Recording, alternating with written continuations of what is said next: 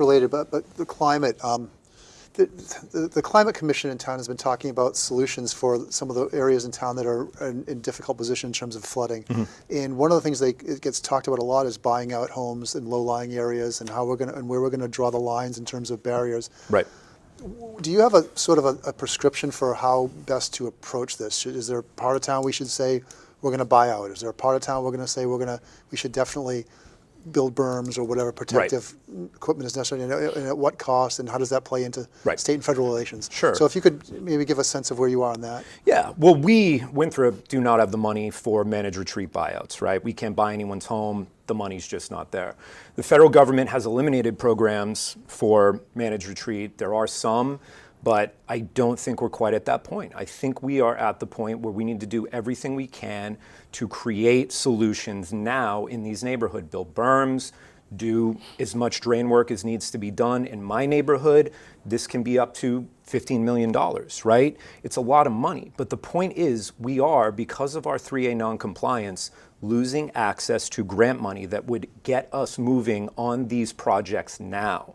If we're talking about the berm project, for instance, on Morton Street, you don't just jump right into building a berm, right?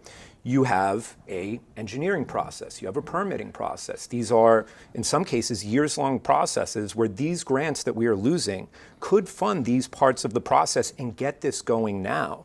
When we don't, or put ourselves in a position where we're not even allowed to get this money, all we're doing is we're delaying these projects by years, literally years, so that by the time we get started, when we convince the people of Winthrop to pass a tax raise for the $75 to $100 million in flood mitigation that needs to be done in town, we will be, who knows at that point, 5-10 years down the road.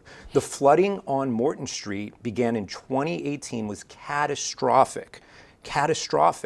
And we had there was a moment at one of the last meetings where the council president said that he had reached out to DCR to inquire about the removal of a berm. It's been 7 years. Why are we just now inquiring about the removal of a berm? I understand that municipal government moves slowly, but it's unacceptably slow. We need to take action now, and we, in this moment, as a town, do not have the money to do these projects on our own. We need help. Thank you.